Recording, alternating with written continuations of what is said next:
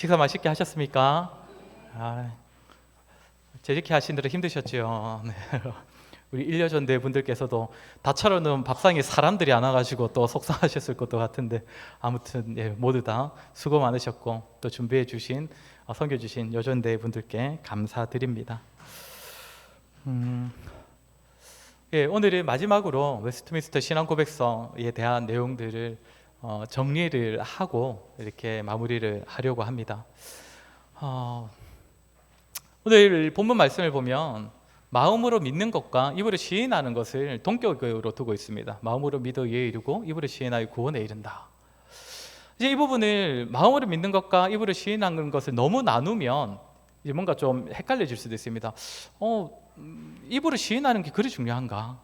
그러니까 어떤 그 단체들이 하는 것처럼 실제로 입으로 영접 기도를 하는 것에 굉장히 많은 의미를 두는 것이 사실 이런 부분에서 이제 비롯이 되는 건데, 여기서 중요한 것은 무엇이냐면 마음으로 믿는 것은 그 믿음에 대한 내면적인 겁니다. 내면에 존재하는 것. 그래서 사람들이 확인할 수 없는 것이죠.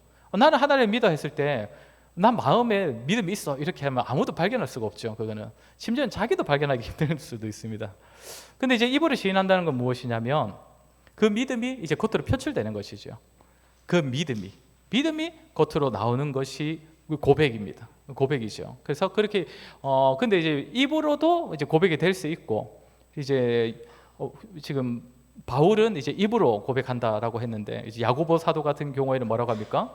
행함으로 고백한다라고 하죠. 그러니까 둘 다 믿음이 없으면 안 되는 것들입니다. 고백도 행함도 결국 그 믿음이 있을 때 참 고백이 되는 것인데, 이 고백은 또 무엇이 중요하냐면 내용이 중요합니다. 나는 하나님을 믿는다 했을 때 그 천주교 신자가 우리를 만나면 뭐라 하겠습니까? 나도 하나님 믿어 하지 않겠습니까?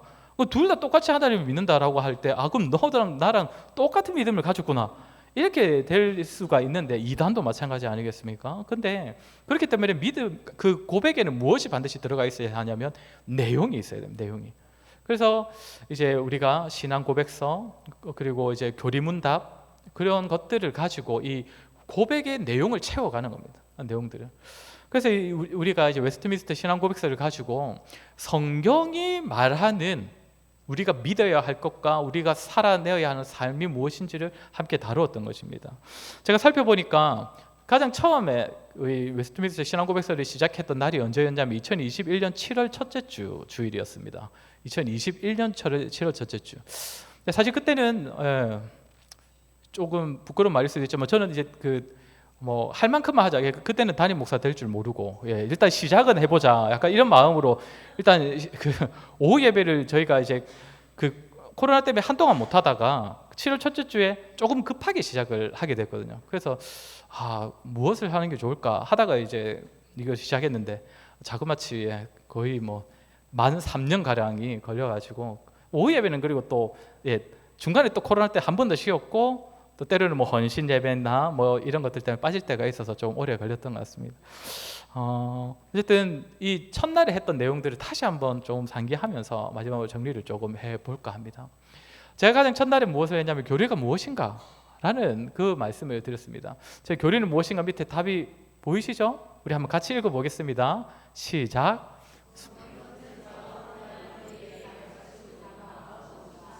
라는 질문에 대한 대답. 무엇인가 이렇게 끝낼 수도 있지만 질문에 대한 대답이라는 것이 조금 더 선명한 대답이 아닐까라는 생각을 합니다. 자, 누군가가 나는 하나님을 믿는다라고 했을 때 그것을 들은 사람이 그러니까 전혀 만약에 무지한 사람이면 그러면 당연히 나는 하나님을 믿는다라는 말을 딱 들었을 때 질문을 하게 되어 있습니다. 그렇지 않겠습니까? 크게 두 가지 질문을 하겠죠. 누군가가 하나님을 믿는다 할 때 첫 번째는 하나님이 누군데? 그거 아니겠습니까? 두 번째는 뭡니까? 믿는다는 게 뭔데? 이렇게 질문이 있겠죠. 그러면 이제 하나님은 어떤 분이신가에 대해서 이렇게 답을 해주어야 되겠죠. 이렇게. 근데 이제 그렇게 하나님에 대한 답을 했을 때도 뭔가 파생되는 질문이 있을 수 있고, 그럼 믿음에 대해서 어떤 질문이 나올 수 있겠습니까? 믿음에 대해서는 또 크게 두 가지 질문이 나올 수 있을 겁니다. 믿는다는 게 뭔데? 또 하나는 왜 믿어야 하는데가 나오지 않겠습니까? 왜 믿어야 하는데? 라는 질문을 또 생각해 보면 또 이제 뭐라고 대답을 해줘야 되겠습니까? 왜 믿어야 하는데에 대한 답은 우리가 구원받기 위해서, 구원을 받기 위해서는 믿음이 반드시 필요해. 그러면 이제 또 파생되는 질문이 있을 것입니다. 뭡니까? 왜 구원이 필요한데? 그리고 구원이 뭔데? 그러니까 아무것도 모르는 사람은, 그렇죠? 그러면 또 거기에 대한 질문에 답을 주어야 되지 않겠습니까? 왜 구원을 받아야 되는데라는 질문의 답은 뭡니까? 우리는 이 구원 못 받으면 지옥불에 떨어지고, 그럼 또 질문이 나오겠죠. 왜 지옥불에 떨어지게 되었어 우리는? 그러면 우리는 다 죄인이기 때문이야. 그럼 또 질문이 나옵니다. 죄가 뭔데? 난 죄 지은 적 없는데, 이렇게 되지 않겠습니까? 그러면 이제 죄가 무엇인지, 원죄와 자범죄가 있고, 이렇게 설명이 딱 들어가는 겁니다. 이 지금 제가 답한 내용들 기억나실지 모르겠지만 웨스트민스터 신앙고백서에서 전부 다 나왔던 내용들입니다. 그렇지 않습니까? 제가 질문만 안 던졌다 뿐이지. 사실 그래서 우리의 고백서, 고백이라 하는 것은, 교리라는 것은 다 이런 질문에 대한 답들이 되어 있는 것입니다. 그래서 그럼 이 답은 근데 어디서 나옵니까? 성경에서 나오는 것이고, 그래서 제가 시작할 때도 말씀드렸다시피 성경을 배우는 것과 교리를 배우는 것을 다르다 보시면 안 됩니다. 둘 다 성경을 우리는 배우는 것입니다. 그러면 이제 우리는 어떻게 교리를 배워야 하는가라고 했을 때, 먼저는 체계적으로 배워야 한다. 좀 전에 제가 이제 질문을 던지면서 이렇게 흐름을 가져갔던 것 같은 체계가 필요합니다, 사실. 왜냐하면 교리가 사실 딱딱한 내용이기 때문에 이해하기도 힘들고, 따로따로 떨어뜨려 놓고 생각하다 보면 또 헷갈리는 부분도 있기 때문이죠. 그리고 또 하나 필요한 것은 무엇이냐면 단어의 의미까지도 좀 배울 필요가 있다. 뭐 공부가 중요합니까? 하나님만 잘 믿으면 되지 라는 말도 이해가 되는 말씀이긴 하지만, 사실 우리가 단어의 뜻을 모르면 생기는 오해들이 분명히 있습니다. 우리가 웨스트민스터에서 성도의 견인이라는 부분을 배웠습니다. 제가 그거 할 때도 말씀을 드렸는데, 오히려 성경에 나오는 내용 중에서 우리가 실생활에서는 자주 사용하지 않는 단어가 나오면 오히려 그건 쉽습니다.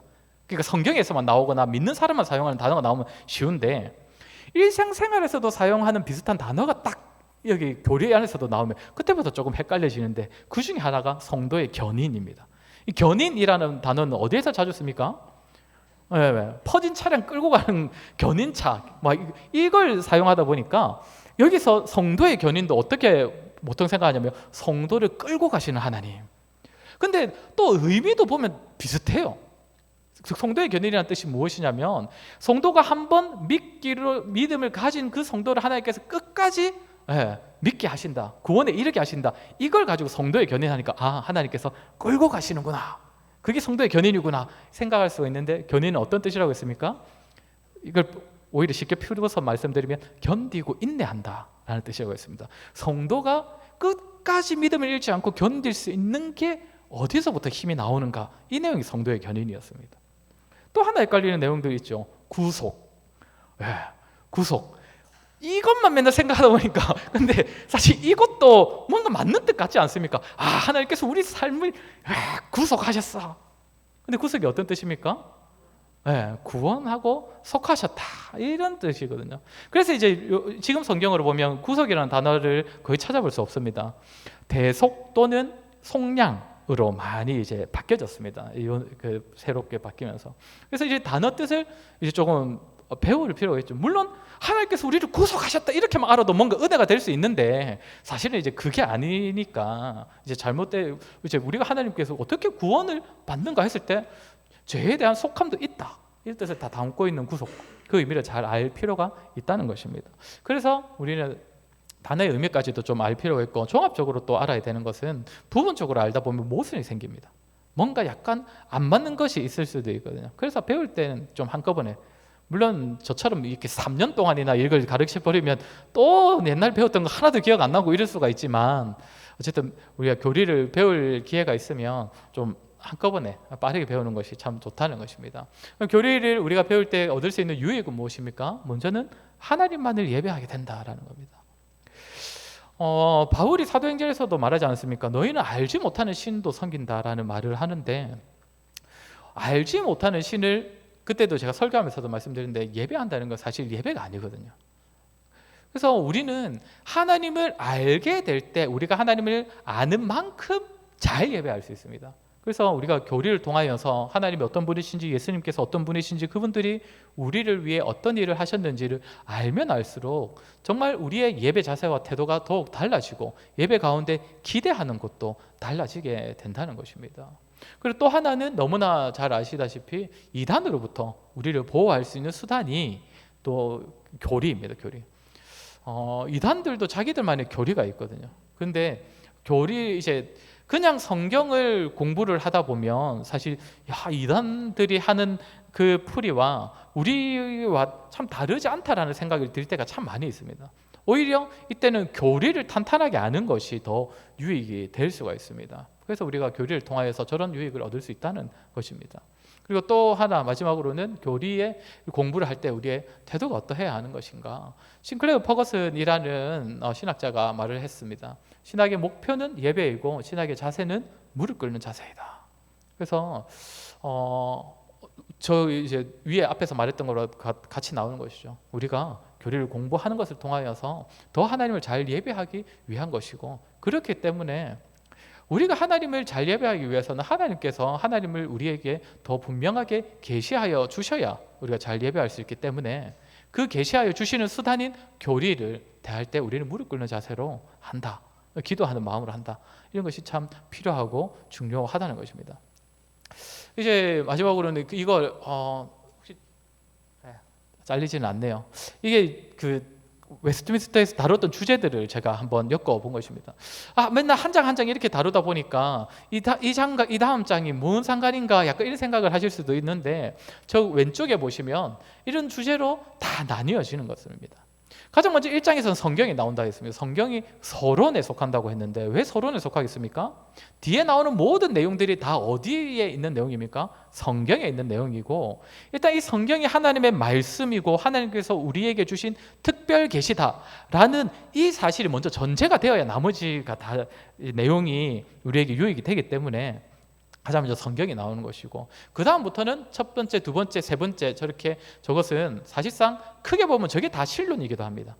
첫 번째 말하는 신론은 저기 2장에서 삼위일체 하나님도 얘기하지만 성부 하나님에 대한 부분입니다. 성부 하나님이 3장에서 어떻게 일을 하십니까? 작정하신다. 미리 정하신다 얘기는 의미인데, 그때 우리가 얘기했던 게 무엇이냐면 작정과 예정의 차이를 말씀드렸습니다. 기억나실지 모르겠는데 작정이랑 예정을 우리가 좀 혼용해서 사용을 하지만 두 개는 분명히 다르다고 했습니다. 작정은 하나님께서 미리 정하신 모든 것을 작정이라 하고, 예정은 그 중에서 하나님께서 구원하실 자를 미리 정하신 거에 대하여서는 예정이라는 말을 주로 사용한다라고 말씀을 드렸습니다. 그리고 성부 하나님께서 창조하시고 또 섭리하시는 분이시다. 이런 내용들을 우리가 신론 부분에서 다뤘던 것이고, 기독론도 사실상 또 엄밀히 따지면 신론이라고 할 수 있는데 모든 신학책에 대부분 다 나눠져 있습니다. 왜냐하면 기독론은 예수 그리스도 성자에 대한 부분이기 때문입니다. 근데 이제 성자에 대한 얘기를 하려면 왜 예수님께서 그리스도가 되셔야 했느냐?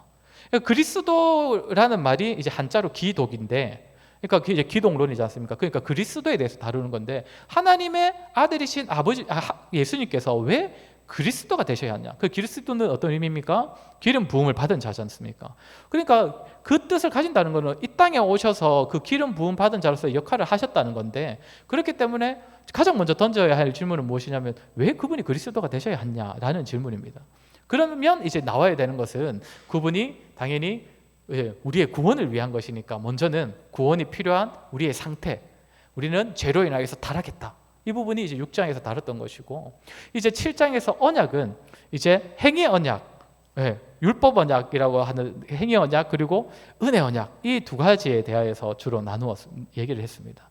행위 언약은 어떤 내용이었습니까? 사실 행위 언약, 율법 언약도 사실 은혜 언약입니다. 왜냐하면 너희가 선악을 알게 하는 나무의 열매를 따먹지 마. 이게 어떻게 보면 딱 속박하는 것 같지만 너희 저거 빼고 나머지 전부 다 마음껏 누려. 이 말씀이지 않습니까? 그러니까 이건 사실상 은혜 언약이거든요. 근데 이 언약을 지키지 못했었지요. 근데 하나님께서 어떻게 하십니까? 새로운 언약을 맺어주시죠. 은혜 언약. 근데 그 은혜 언약의 핵심, 중심이 무엇입니까? 중보자 예수님이시죠. 그래서 8장에서는 예수님에 대한 얘기가 나왔던 것입니다. 그리고 이제 이어지는 구원론에 보면 구원론 파트는 이제 삼위 하나님 중에 성령론 파트입니다. 성령론. 성령께서 하시는 사역입니다. 기독론은 예수님이 어떤 분이신가, 예수님께서 하신 사역 이야기고. 그러면 이제 구원론에서 근데 가장 먼저 나오는 게 뭡니까? 자유의지가 먼저 나옵니다. 9장에서. 왜 자유의지가 먼저 나오겠습니까? 앞에 중보자 그리스도를 통하여서 하나님께서 우리에게 제시하신 언약 얘기가 나오지 않습니까? 그럼 이제 우리가 그 언약에 대하여서 자유롭게 선택하고 우리가 그 언약을 성취하면 되는 거 아닙니까? 라는 질문이 생길 수가 있겠죠. 그런데 이제 자유 언약, 저 9장에서 어떤 얘기를 합니까? 우리의 자유는 분명 하나님께서 주신 은혜이긴 한데 타락한 사람의 자유이기 때문에 절대 하나님의 언약을, 하나님의 뜻대로 선택할 수가 없다. 이 얘기를 합니다. 우리 타락한 자이기 때문에. 그래서 그 우리의 자유의 상태가 장차 언제 선을 선택하고 할 수 있게 되느냐, 그것은 이제 최후에 그때 할 수 있는 것이죠. 그 얘기가 있었고, 이제 10장에 효과 있는 부르심, 11장 칭의, 12장 양자됨, 13장 성화, 이 모든 것은 우리 안에 계신 성령님께서 이루시는 것이다 라는 얘기들을 다루었습니다. 하나님께서 우리를 부르셔서 이제는 하나님께 반응할 수 있게 하시는 부르심, 그리고 하나님께서 의롭다 칭해 주시고 또 하나님께서 양자 삼아 주시는 것, 그리고 이 모든 사실을 믿게 하셔서 이제는 정말 거룩한 삶으로 이제 한 걸음 나아가게 하는 그 성화. 이제 뒤에도 나오겠지만 우리가 참 구원의 확신이 흔들릴 때, 우리의 믿음이 뭔가 좀 불안해질 때 저 단계들을 한 번씩 떠올릴 필요가 있다라는 말씀을 드렸었습니다.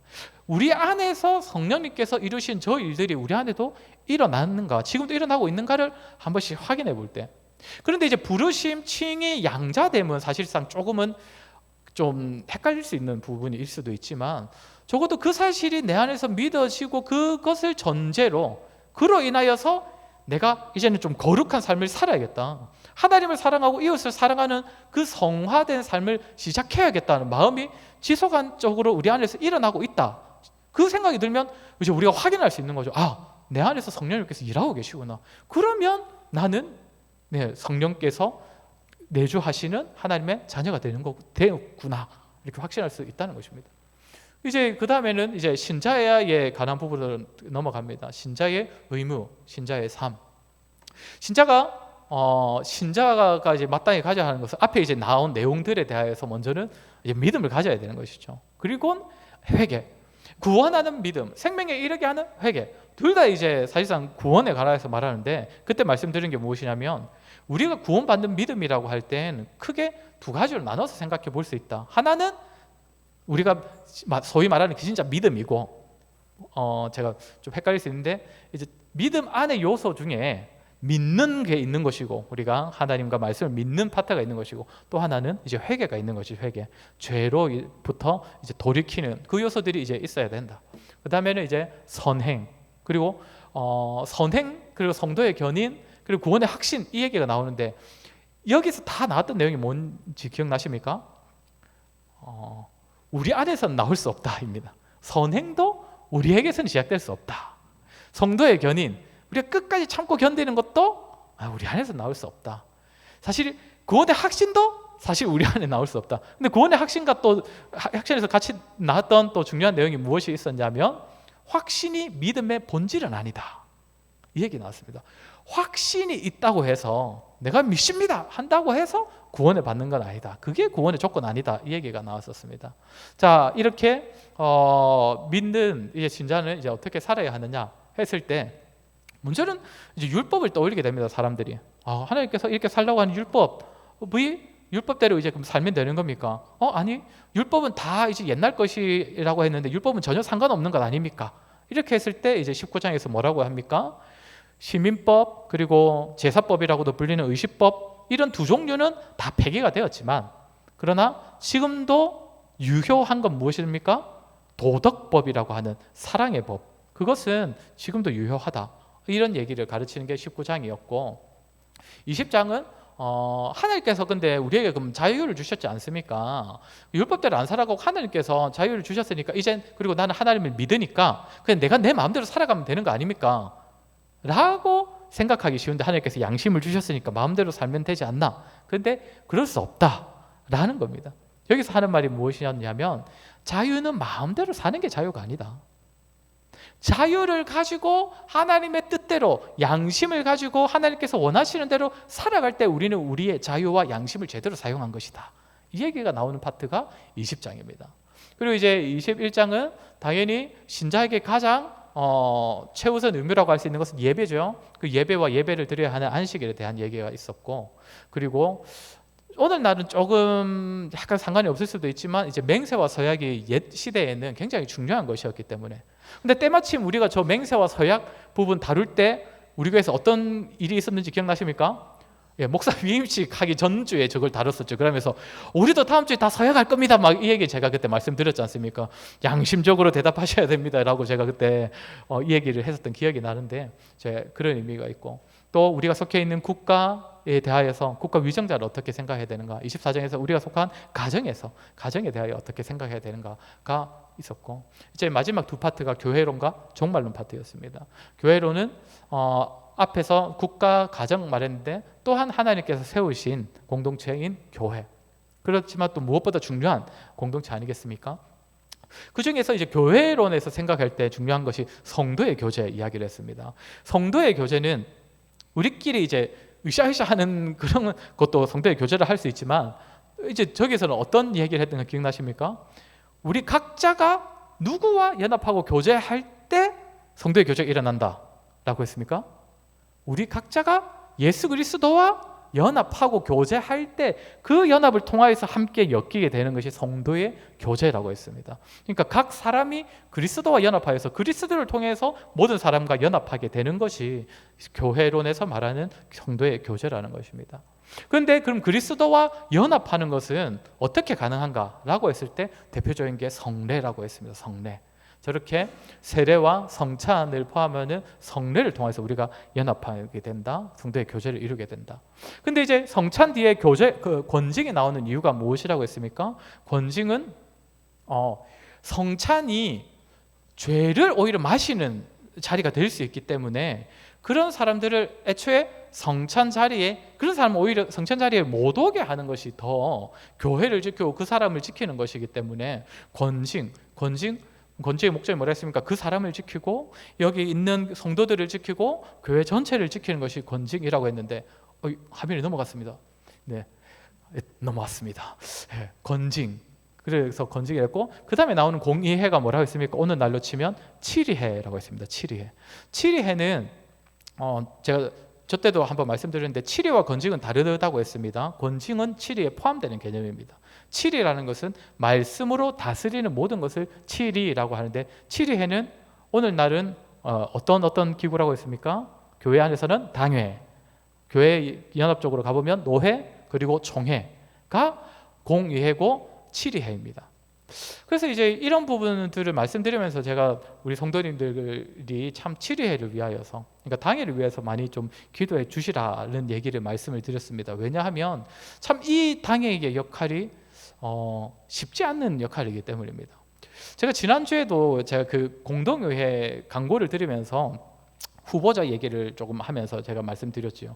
이것이 그 후보자를 세우는 것이 당회의 역할입니다라고 말씀을 드렸습니다. 당회의 권력이 아니라 당회의 역할입니다. 제가 이렇게 두 번 말씀드렸거든요. 일부러. 왜냐하면 이제 참 이런 부분이 참 오해하기 쉬운 부분입니다. 왜냐하면 당회가 어쨌든 우리 교회 안에 있는 모든 조직 중에 제일 자주 모이고, 그리고 어쨌든 뽑힌 사람들이 모이고 막 이러다 보니까 당회가 제일 이제 권력 중심에 있는 권력 기구 아닌가 생각하기 쉬운데, 당회와 재직회와 공동회의는 역할 차이입니다. 중요도의 차이가 아니고 역할 차이입니다. 근데 그 중에 후보자 선정은 누구한테 있다고요? 당회한테 있다는 겁니다. 근데 최종적으로 뽑는 사람은 누굽니까? 공동회의죠. 그러니까 역할 차이인 거죠. 근데 이제 이걸 오해하면 어떻게 되는 겁니까? 왜 당회가 마음대로 후보를 뽑냐? 약간 이렇게 될 수가 있는 거죠. 모르는 사람들이 보면.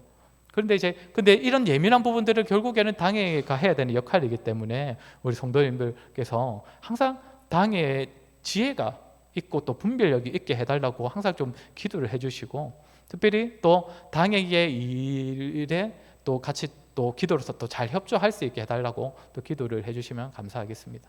마지막으로 이제 종말론을 다루었습니다. 하나님께서 이루어 놓으신 일들 가운데, 그리고 성도가 또 하나님을 믿는 믿음과 하나님께서 주신 의무에 복종하며 사는 삶의 결국이 어떠한가를 했을 때 32장에서는 각 개인의 마지막이 어떻게 되는가, 그리고 33장은 이제 이 세상의 마지막이 어떠한가에 대한 내용을 함께 다루었었습니다. 어쨌든 이렇게 우리가 교리를 통하여서 하나님의 말씀을 잘 배워보았는데, 우리 성도님들께 좀 작은 부분이라도 좀 도움이 되셨기를 바라고, 어쨌든 다시 말씀드리지만 우리는 하나님에 대하여서, 말씀에 대하여서 아는 만큼, 배운 만큼 하나님을 더욱 잘 예배하고 섬길 수가 있습니다. 그렇기 때문에 우리 성도님들 앞으로도 공적으로 사적으로 배우고 또 알아가는 일에 열심을 내시고, 배우고 아는 만큼 하나님을 예배하시고 잘 섬기시고, 그리하여 또 하나님께 칭찬받는 성도님들 되시기를 주의 이름으로 간절히 소원합니다. 우리 찬송가 함께 찬양하겠습니다.